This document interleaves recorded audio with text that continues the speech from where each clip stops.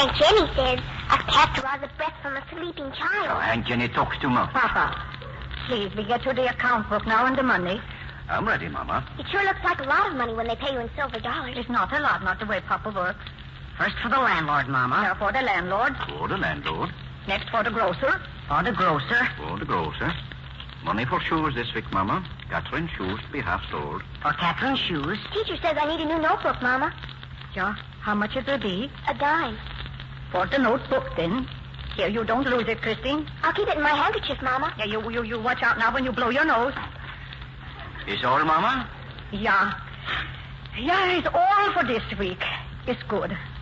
We do not have to go to the bank. Yeah, it's good.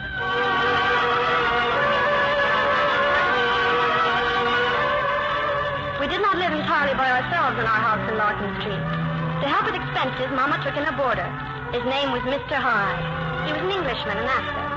Mr. Hyde never paid his rent, but he spoke so beautifully, and his manners were so elegant.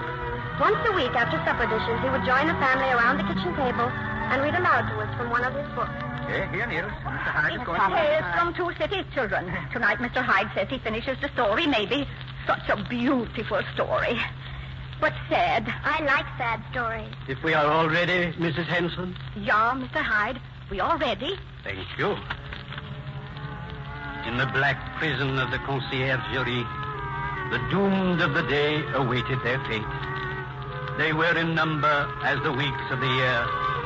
52 were to roll that afternoon on the life tide of the city to the boundless everlasting. It was almost midnight when Mr. Hyde came to the end, but none of us had noticed the time.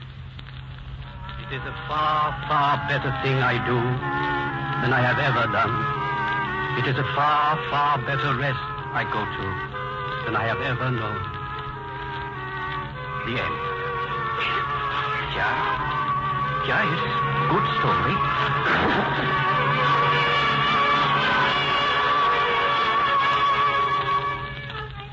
The more stories Mr. Hyde read to us, the more I realized the one thing I wanted in all the world was to become a writer.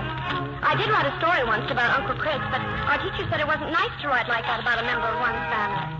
Once or twice a year, Uncle Chris, with his great loud voice and his split black mustache, would roar down from his ranch and descend upon us in his automobile. Martha!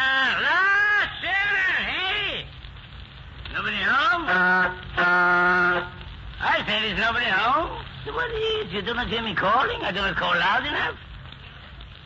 Christina! Hiding behind the house. Christina! Yes, Uncle Chris? Which yes? Yes, you do not hear me, or yes, I do not call loud enough. Katrina! Niels! Is it a game? Yeah? Come here. Come, all of you. We're glad to see you, Uncle Chris. Well. Yes, Uncle Chris. Well, then why you do not come? You stand up tall, Niels. Stand tall. Yes, Uncle Chris. Now, let me see. 2 inches. 2 inches you grow in 6 months is good. Good. Christina, show me your teeth. Yes, Uncle Chris. You brush them good, yeah? All right, I'll go into your house. Katrina, where's little one, Dagmar? She still trying to hide from me? She's sick, Uncle Chris. Sick? It's her ear. She has an earache. Mama sent for the doctor. Good doctor. What'd he say? He's in the house now. He's looking at Dagmar's ear right now. Martha, where's doctor? Where's Dagmar? Uncle Chris. How is this little one? It's not good, Uncle Chris. Catherine, Christine. Yes, Mama. I want you should both stay in the house. Well, what does doctor say? It's good, doctor? She's coming now, Uncle Chris. We must get her to a hospital. But what, Mrs. Hanson? What is with the child, huh? Operation? I'm afraid so. Yes, doctor. We go. Well, what is with the child? It's a master. Oh, well, then you operate. I believe that's what I said. Immediately. Dr. Janssen, I have this money, doctor. It's enough. If there isn't, we can go to the bank. We have a bank account. Listen, if there is need of money, I pay. Don't worry. We'll take Dagmar to the clinic. Good, good. I have patients there already. My nephew Arne. Anna, Sigrid's boy in hospital? He operated this morning on his knee. should have been done long ago. Well, if you'll have Dagmar at the clinic in an hour's time. She will be at the clinic in 10 minutes' time. I have automobile. I can hardly make arrangements in 10 minutes. But then I make arrangements. I know, doctor. Uncle Chris, Dr. Jansen arranged. He's good doctor. Thank you, madam. And don't worry. I'll do the operation myself. I watch. You will do no such thing, sir. Always I watch operation. I'm head of family. This morning with my nephew. I allow no one to attend my operation. But are so bad? I go see Dagmar, Martha. Uncle Chris, no, wait. It's kind of you, but no. You frighten her. I frighten her? Yeah, Uncle Chris, you frighten everyone. I'm such a nice man. I frighten everyone. Everyone but me. Even Jenny, Sigrid, Trina, they are frightened of you. The aunts, women. And the children, too. So you drive us to the hospital in your automobile, but you do not frighten Dagmar. Nils, come, get Dagmar. Katrina, Christine. Yes, Uncle Chris. It's true? I frighten you? Tell truth. You're frightened of me? Yes, Uncle Chris. Oh, no. And you, Katrina? A little, Uncle Chris. But why? I'm your Uncle Chris. Why do I frighten you? Bad, very bad. The aunts, yes, I like to frighten them. Yes, Sigrid. Does it make you laugh? Huh? You do not like them, huh? Now, come, tell me. Not very much, Uncle Chris. And which do you not like the most, huh? Jenny, Sigrid, maybe Trina? Huh? Come, tell me. I think I like her, Jenny, the least. She's so bossy. I can't stand that Sigrid. Always whining and complaining. Sigrid's whining. Jenny bosses too. I must talk to you now, right away. Hey, Sigrid. You kidnapped my boy to the hospital. You took my little Arthur to the hospital. Yeah, I take him. I wait till you go marketing, then I take my nephew to hospital. His knee will get better without operations. And the extent. Dagmar must go to the hospital, too, so go home. You are cluttering up the house. Dagmar? Hospital? He's sending all the children to the hospital. Martha. There is Martha. I must warn her. Mama knows, Aunt Jenny. Dagmar's awful sick. Oh, this is some more of his doings. Sigrid, you're a whining old fool, and you get out of here. Stay where you are, Sigrid. And you, Jenny, you're a bossy old fool, and you get out of here, too. We're ready, Uncle Chris. I've got Dagmar. You got that good news? Yes, Uncle Chris. Well, then go. Take her out to automobile. Oh, that man. That awful man. Martha, did he tell you what he did to my poor Ernest? Hospital. Operation. Yes, Sigrid, I know just how you must feel, but excuse me, no, we are taking Dagmar to hospital, too. You come with us in the automobile. Sigrid and I will go to hospital in a streetcar. Catherine, you and Christine be good children till Mama comes home. Yes, Mama. Yeah, I come. There is milk in the cooler, Catherine, and fruit and cookies for your lunch. I go now. No, you can't go. Not with that man. What? Not in his automobile. Why not? Didn't you see? She is in automobile, too. That woman from his ranch. He even brings her when he comes to visit family. Yeah, his housekeeper. In front of the children, even, he brings her. So it will kill me to sit in automobile with her.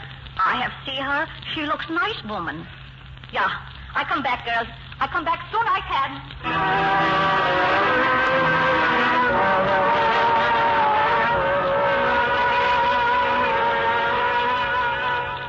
What did you find out, Uncle Chris? Dagmar, how is she? I find out nothing. Nurses, doctors. Well, wait. They tell me. Wait here in the lobby. And Mama? Well, Mama can wait upstairs. Head of the family wait in the lobby. But I don't worry, Niels. Dagmar will be all right. Just like Arne. You have seen him? They let you see Arne? I see Arne. Operation big success, like I say. Oh, my boy. My Arne. They won't let me see him. See, kid, you don't understand English. No visitors for 24 hours. But you have seen him. I'm no visitor. I'm exception. I will see doctor. I've seen doctor. I told him you're not good for Arne. Not good for my own son. No, not good at all. You cry over him. Please, Mr. Halverson. Yes, nurse. Well, doctor needs me? No, he does not need you. And this is a hospital, so please stop shouting. Hospital. Oh, Martha, you have news? No, not yet. I wait here for Dr. Jansen. When Mrs. Jansen had her gallbladder taken out, she was 6 hours on the operating table. I do not want to hear about Mrs. Byrne. Martha, I go out for a while. I stop by house, yeah? See if kids are all right. Thanks, Uncle Chris. Come back later. Yeah. Maybe Sigrid and I go next door and have some coffee. Ja, Jenny. You have money? Ja, I have the little. Good. Then I treat you. Mama, can I do anything? Is there something you... Oh, there's this great thing. Poor little Dagmar. She was so... Mrs. Hanson? Doctor. Well, Dagmar's fine, Mrs. Hanson. She came through beautifully. Oh, thank you, Doctor. I go to her now. No, I'm afraid you can't. But you'll see her tomorrow. Tomorrow? Oh, but I promise her, Doctor.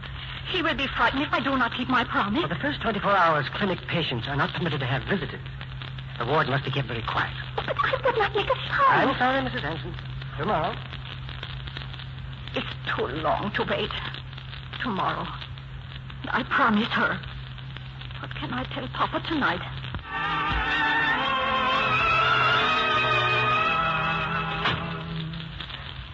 Mama, is that you? Is everything all right, Mama? The eye's all right. You have eaten? Yes, Mama. I wish you wouldn't worry like this. What's the matter, Mama? Mama, Dagmar, she's not. Mama! No. Dagmar's fine. 2 hours till Papa comes home. 2 hours. No. They wouldn't let Mama see Dagmar. She's worried. Coming home in the streetcar, she kept talking to me in Norwegian. What are we going to do? Well, you don't have to make everything so dramatic. Can't you see that Mama's heart is breaking? People's hearts don't actually break. Shh, they do, too. Only in books. Mama, what's the bucket for? You're going to scrub now? Scrub? Yeah. I scrubbed the floor. But you scrubbed the floor yesterday. I scrub it again. But, Mama... Comes a time when you've got to get down on your knees. Now do you believe me? Mama, I wish you wouldn't do this. You must be tired. Comes a time when you've got to get down on your knees. Mama, what is it? Mama, you look so... I just think of something. I go back to hospital. Now, Mama? Yeah, no. You come with me, Catherine. I think of something.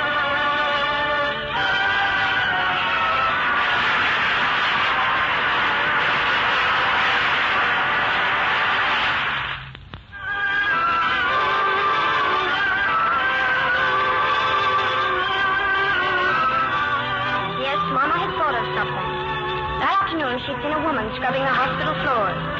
If she could get to the broom closet and the bucket and scrubbing brush was still there, maybe she'd find a way of keeping her promise to Dagmar after all. Meanwhile, at the hospital, Uncle Chris was back at the bedside of my cousin Ann. Uncle Chris? Oh, it hurts, Uncle Chris. Maybe you feel better if I sing to you, Annie, huh? Listen, Annie. Good song.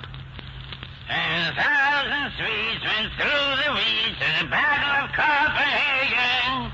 10,000 streets went through the weeds, chasing one Norwegian. Good song, Annie, huh? Yeah? Uncle Chris, does it have to hurt like this? Is very bad, Annie? Oh. Annie, don't you know any swear words? What? Swear words. No, Uncle Chris. Not real ones. Well, then I teach you 2 fine ones. Good Norwegian swear words. When pain comes, you say, "Don't ye." It has plenty on it. I know I have pain, too. I swear all the time. I beg your pardon. Nurse, what you want? I have to change the bed linen.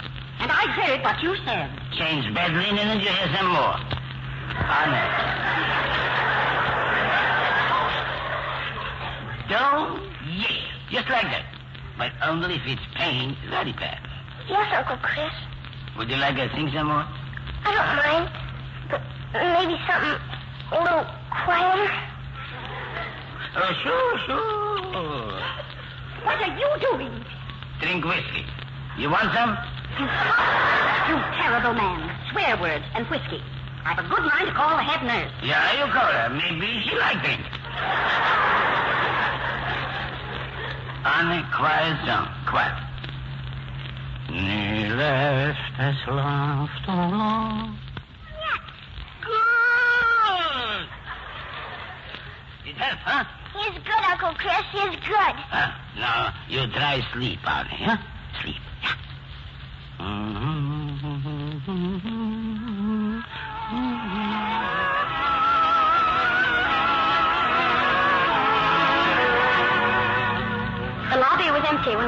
reached the hospital. Only a nurse at the admitting desk.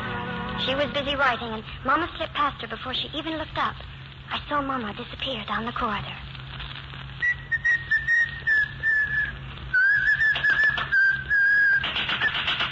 Who, me? You please, miss. No whistling in the hospital. Yes, ma'am. Just a minute.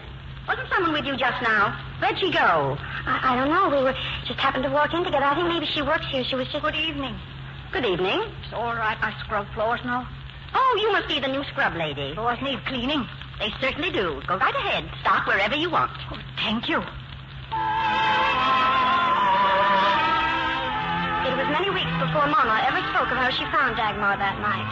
How she scrubbed floors till she discovered the right ward, and scrubbed again till she saw the lights dim and the nurse leave. Dagmar. It's Mama, Dagmar. Mama. Where were you, Mama? Promise me. Yeah, I know I promised, sweetheart. You didn't come. I couldn't sleep. It's no fever. It's good. But you sleep now, Dagmar. Here, I bring you this. Your Dolly. Dolly? Yeah, she goes to sleep with you, see? Sleep is so good. So good. Tapan sovin mehanunatin kominglen til meslateros bil. Mama? Yeah? Children don't cry anymore. Such little children.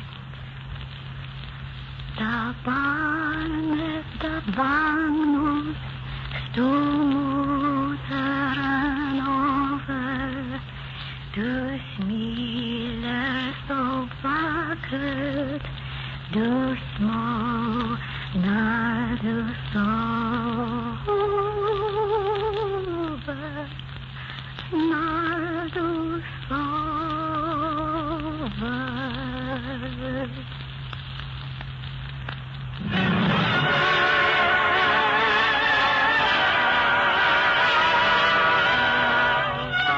How wonderful it was when Mama brought Dagmar home from the hospital, and Dagmar was able to walk up the porch steps all by herself. But a minor tragedy was hanging over the household. As soon as Dagmar opened the door, she went searching for Uncle Elizabeth, her cat. Here, kitty, kitty, kitty, kitty. Here, kitty, kitty. The cat? Betty, Senior, find a cat for Dagmar. Gosh, Mama, we just did find him. Yeah? This time Uncle Elizabeth fights with Bulldog, Mama. Oh, no. Yeah, his last fight, I think. No. Elizabeth! Uncle Elizabeth! Mama, look what happened to him. Well, I think maybe he's just kind of sick, Dagmar.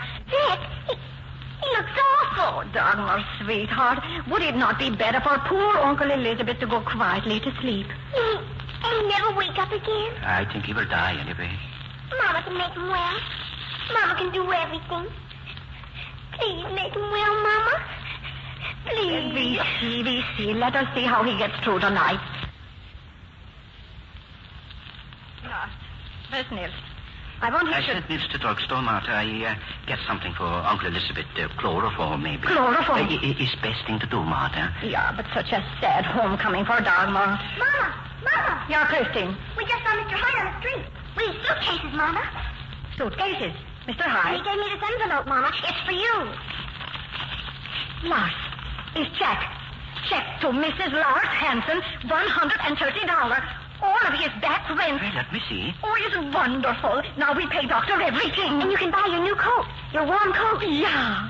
Oh, but there will be no more reading. He said we could have his books, Mama. All of them. His books? For us? I've got it, Papa. A little bottle. Nils, not so loud. I saw Aunt Ginny, Mama. She's coming up the hill as fast as she can. So she comes. Lars, the chloroform. You know how? Me? No, I thought that you... Well, you just don't stand there, Catherine. Here, you and Christine take Dagmar her tray. Now go, and don't spill it. Martha, about the chloroform, if you hold the cat, maybe I... Me hold a cat. You hold a cat. No, nobody holds the cat. I think if we get a big sponge and cover him over with a blanket... Martha, he paid you his rent?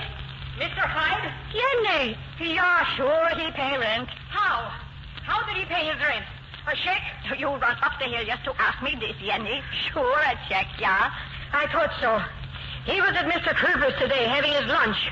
And when he left, he asked Mr. Kruger to cash a check for $50. And so? So, you'll find Mr. Hyde is a crook. Check is no good. Not even a bank account at the bank. You mean this check is no good, too? No good at all. I bet he owed you plenty, Martha. I said I bet he owed you plenty. Mr. Hyde owed us nothing. I tear up the check, see? Nothing. He paid with far, far better things than money. I bet it must have been $100. More even. Jenny, maybe you don't have things to do. I have. And what do you have to do that's so important? I have to chloroform a cat. Chloroform, see? Smell? Martha, not in my face, Martha.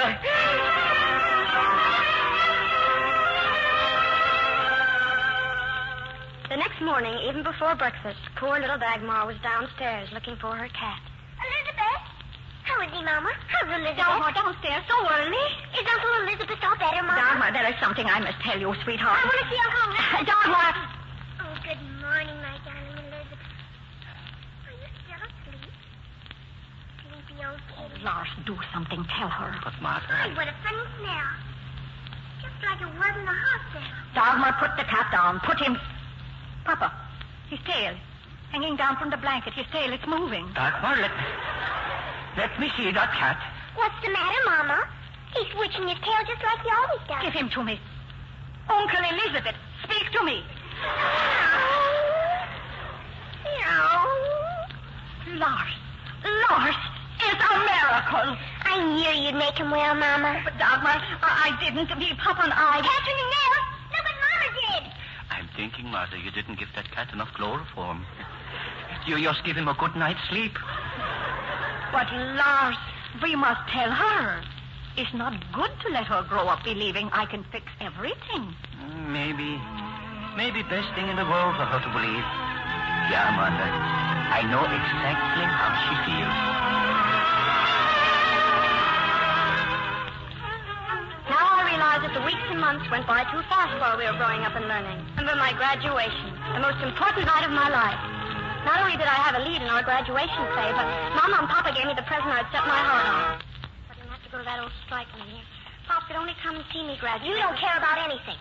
Only your new dresser set. Well, I was right, wasn't I? I knew you'd devil Mom into getting you that dresser set. I didn't devil her. I just showed it to her in Mr. Schiller's window. Yes, and made her go and sell her silver brooch her very own mother gave her. Her most prized possession. What? She sold her brooch so she'd have enough money to buy the dresser set. How else could she buy it? You know Papa's been out of work. But what do you care? You got your dresser set. I don't believe it. But I don't... Mama, about selling it... Well, you better believe it. I promise not to tell, but I don't care. I'm going home. I'm going back home and ask Papa. But you haven't got time to go home. Catherine. Yeah, Catherine is true. Mama gave Mr. Schiller her brooch, and he gave her dresser set. But she couldn't. She shouldn't. I never meant... You wanted your present, and Mama wanted your happiness, even more than she wanted her brooch. But she loved it so. It was all she had of Grandmother. Catherine, you have your play to act. You'll be late now. I don't want to act in the play now. But you must. A whole audience waiting for you. I don't care. You must care. Look, tonight you are not Catherine any longer. Tonight you are an actress. And an actress must act whatever she is feeling. So you stop your crying, Catherine, and act in play. All right, Papa. I'll go.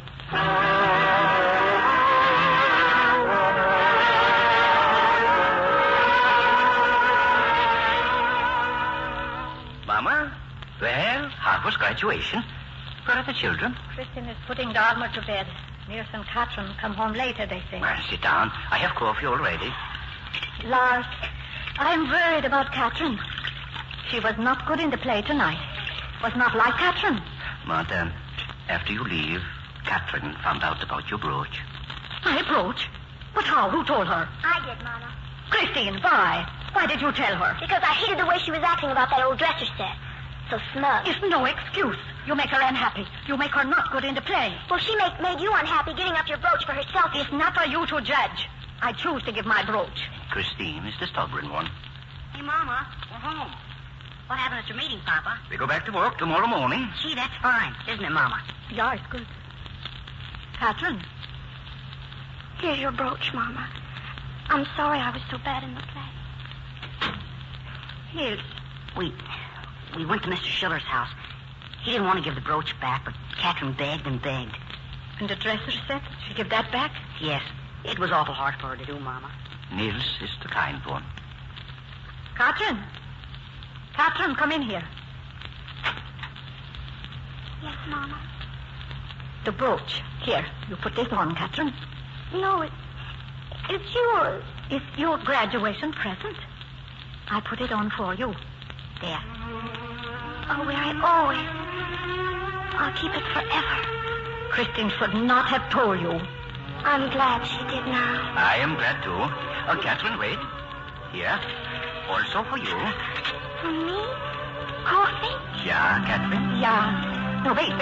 The milk pitcher. Lots of milk, Lars. For me? For our grown-up daughter. I can't drink it. I can't.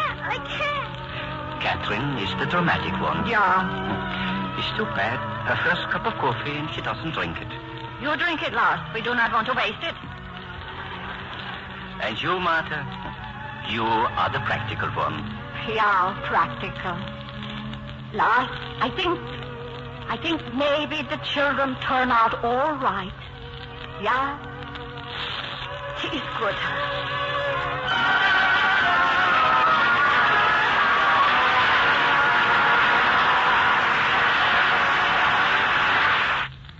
On the train, and my cousin... When we reached the ranch, the woman who kept his house was out on the porch waiting for us. I could hear Uncle Chris calling to her as she led us into the house. Jessie, the whiskey. Jessie, there's some left in the bottle. Oh, Martha, I'm glad you've come. You give me drink. Uncle Chris, that will not help you now. Whiskey always helps. Now especially. Uncle Chris, I don't think you realize it. That I'm dying, eh? Why else do I think you come here? Get out. Get out. I don't want you here. Very well. Cigarette, Trina. Come, we'll wait on the porch. If you want us. That is where I want you, on the porch. Oh, wait. There is Arne. Yes, Uncle Chris? Come here, Arne. How's your knee? It's fine, Uncle Chris. Don't hurt anymore, Arne? No, Uncle Chris. You don't say dumb yeet anymore? No, sir, not anymore. Arne is no little swear word.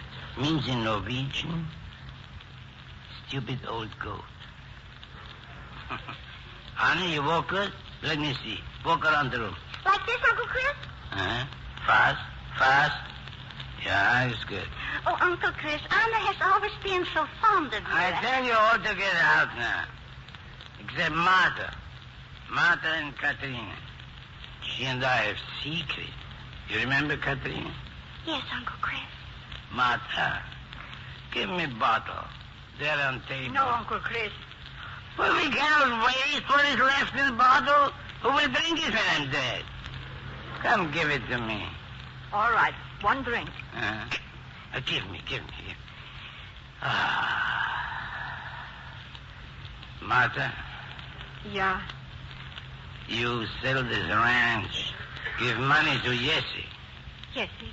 Jessie Brown, my housekeeper. No, why do I call her that to you? She's my wife. For many years, my wife. Only I do not tell you as sisters. I play fine joke on that. Yeah, Uncle Chris. Where is Jessie? I get her, Uncle Chris. Yeah? I'd like you both be here. Katerina, you talk to me. Mama write me you drink coffee now? Yes, Uncle Chris. Good. You're not frightened of me now. No, Uncle Chris. So you will be writer, huh? One day maybe you write story from Uncle Chris, if you remember. I'll remember. Here is Jessie, Uncle Chris. I think best Katerina go now. Farewell, Katerina. Goodbye, Uncle Chris. You say Norwegian like I do? Farewell, Uncle Chris. Jessie, this is my niece, Martha. Martha, this is Jessie, my wife, who has given me much happiness. I'm very glad to meet you. I am too, Martha. And now you give me one more drink. You will drink with me, both of you. Let me finish the bottle. Yeah, sure, Uncle Chris. No water yet. No. Last drink always without water. Norwegian practice. True. Give Martha a glass, yes. Thank you. Yes, he's gone, Martha. Farewell, Uncle Chris.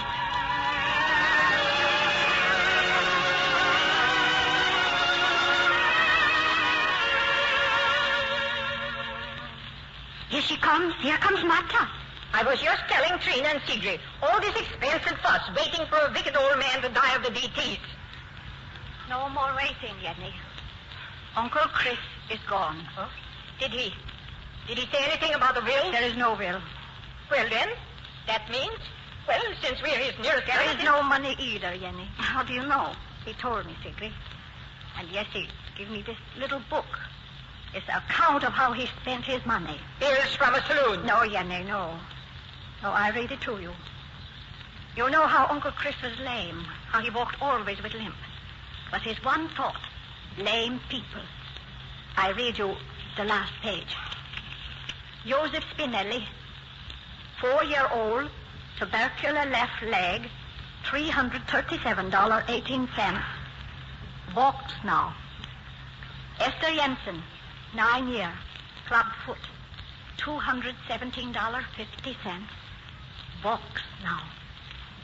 Arne Solveig, my Arne, 9-year, fractured kneecap, $442.16. Yeah, Arne.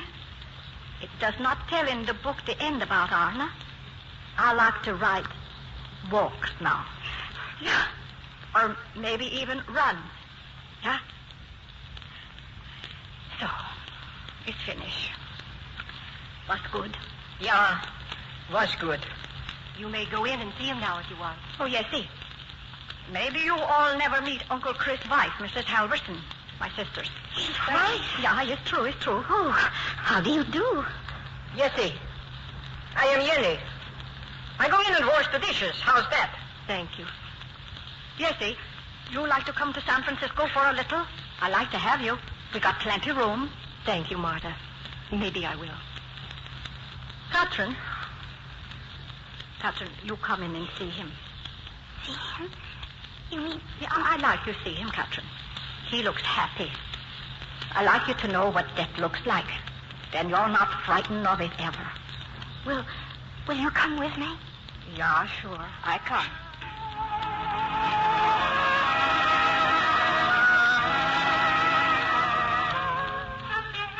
Uncle Chris, like everyone else, had assumed I would be a writer. 3 years later, it was also assumed I would go to college. But then I realized how pointless it would be. But why not? Why not college? Because the only reason for my going was to be a writer. Well, I'm not going to be one. I see. One of your stories comes back again? The 10th rejection. And it's the best story I've ever written. Oh, Papa, you talk some sense to her, please. Catherine has sense, Mama. By the way, Catherine, I just read an article in newspaper. Here it says, it says, woman writer tells key to literary success. See? Good picture, too. What woman writer? Oh, very fat lady, Florence Dana Moorhead. Did you ever hear of her? Yes, of course. Everyone has. She's terribly successful. Here, Catherine, you read it. Florence Dana Moorhead, celebrated novelist, blah, blah, blah, blah, blah. Interview today in a suite at the Fairmont Hotel. Pronounced sincerity the essential quality for success as a writer. A lot of help that is. But maybe if you send your stories to this lady, she could tell you what's wrong with them. Oh, Mama, don't be silly. You seem to think that writing's like cooking or something. That all you need is the recipe. You have to have the gift for it. But what else does she say? Apart from literature, Mrs. Moorhead in life is gastronomy. Gastronomy? The stars? I think it is to do with eating, Mama. Oh. Lars, I go downtown for a little while. I get material for new dress for Dagmar, maybe. And maybe stop by the Fairmont Hotel, maybe? The Fairmont Hotel? Yeah, Lars, you tell me by what street is Fairmont Hotel?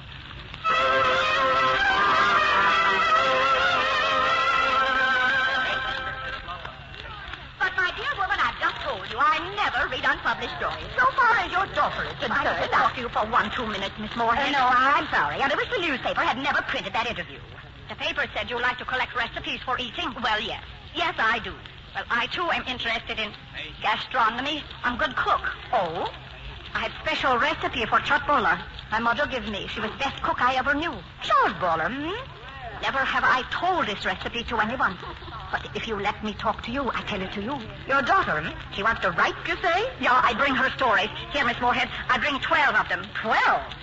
Well, if you could read maybe just one to know if someone is a good cook, you do not need to eat whole dinner, yeah? You're very persuasive. Now, about the chotbola. Well, when you make the meatballs, you drop them in boiling stock, not water. Oh? That is one of the secrets. Aha! And the cream sauce is another secret. Is hot, sour cream added at the last. That sounds marvelous. Look, why don't you come up to my room? Perhaps you'd write the recipe out for me? Well, maybe we make bargain, Miss Moorhead. While I write the recipe, you read Catherine's story. You win, my girl. Come on.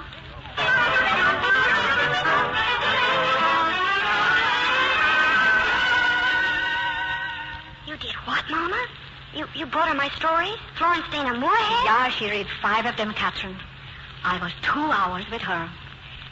We have glass of sherry. We have 2 glasses of sherry. Mama, what did she say about them? She say they are not good. Well, I know that. I know they're just... But she say more. Will you listen, Catherine?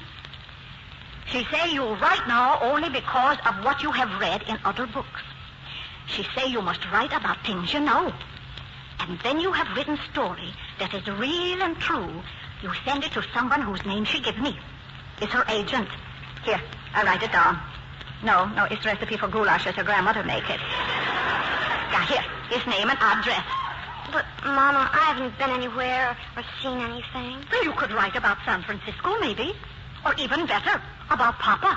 Papa? Papa is fine man, is wonderful man. Yes, I know, but... Well, I go fix supper. Catherine, I like you should write about Papa.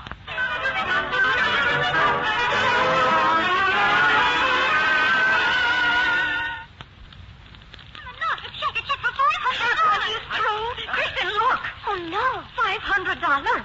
Captain, what will you do with so much money? I don't know. I'll buy Mama a warm coat. I know that. Coats don't cost $500. I know. We'll put the rest in the bank. Will you, Mama? Put it in the bank tomorrow? Mama, what is it? I do not know how. Well, Mama, you just give it to the man like you always do. Martha, I think you better tell them. Tell us what? Christine, Catherine, it's no bank account. Never in my life have I been inside a bank.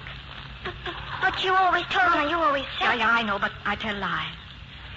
But why, Mama? Why did you pretend? It's not good for little ones to be afraid, to not feel secure. But now with $500, I think I can tell. Mama. Christine, you find Nielsen Dagmar and tell him to come here. And Catherine, you go get your story. Now? Yeah, now. Almost here, you read it. All sit down and listen. Catherine reads it to us. Now, what is it called, the story? It's called Mama and the Hospital. It's called who? You were right about Mama. But yes. It's good. But Catherine, I tell Mama, you... I tried, but it just didn't work out. But I tell you... Mama, I tried. Papa. Ready? Yeah, you're ready. Catherine, For as long as I could remember, the house on the Larkin Street hill had been home. Papa and Mama were both born in Norway, but they came to San Francisco because Mama's sisters were here. All of us were born here. My brother Nels, my sister Christine, and a little sister, Dagmar. it's true. All born in this house. When I look back, 1910 seems like only yesterday. I remember Mr. Hyde, the boarder, and Mama's sisters and my Uncle Chris. But first and foremost, I remember Mama. I remember how every Saturday night, Mama would call the family together. She'd sit down at the kitchen table and count out the money that Papa had brought home. For the landlord, Mama would say. For the grocer. At last, Papa would ask, "Is old?" And Mama would look up then and smile. "Is good," she'd murmur. "We do not have to go to the bank."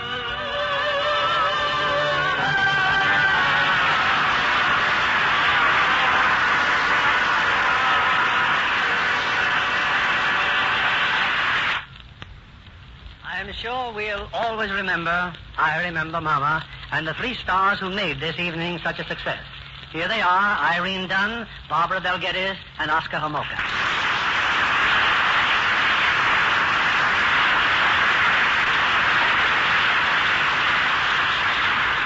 Irene, after that wonderful performance, I'll probably always think of you as Mama. It's good to be back, Bill. And I hear there'll be another proof of your versatility next Saturday. What's happening Saturday, Irene? I'm joining the circus. You don't think pictures are here to stay? Oh. It's just for one day, Oscar. When the big circus comes to town this year, the first performance is for the benefit of St. John's Hospital in Santa Monica. And a lot of Hollywood people will take part. I'll be there with a bottle of pop in one hand and a bag of peanuts in the other. What do you do, Irene? Ride a horse bareback, standing up? Oh, well, not exactly, Bill. It's 8 horses. You ride 8 horses? No, I didn't mean... I ride in a carriage, and they pull it. Oscar, I hope you're traveling by something faster than horse and carriage when you go back to New York. Oh, yes, Bill. I'm driving back this week. We start rehearsal soon for the new Kaufman and Ferber play, Bravo. What's your next play in the Lux Radio Theater, Mr. Keeley? A new picture from Universal International Studios, Barbara. A current hit all over the country. It's one of the freshest and most original comedies we've had in a long while. Mr. Peabody and the Mermaid. And the stars are straight from the picture cast. They're William Powell and Irene Hervey. You can see the possibilities when Bill tries to explain to his wife that he's somewhat involved with a mermaid. It sounds like a wonderful part for Bill Powell. Good night. Good night, and come back soon.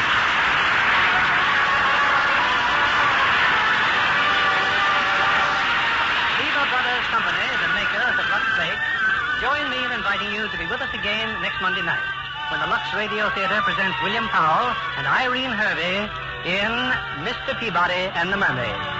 This is William Keeley saying good night to you from Hollywood.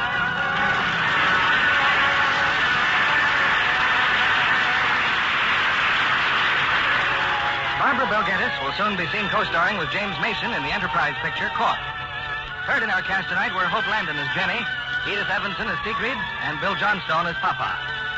Our music was directed by Louis Silvers. And this is your announcer, John Milton Kennedy, reminding you to join us again next Monday night to hear Mr. Peabody and the Mermaid, starring William Powell and Irene Hervey.